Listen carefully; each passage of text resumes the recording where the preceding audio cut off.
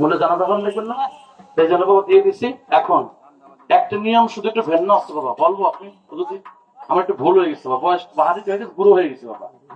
অনেকে দেখবেন হাঁসের ডিম, হাঁসের গোস, ইলিশ মাছ, চিংড়ি মাছ, মুসলমানরা গরুর গোস্ত খায় না।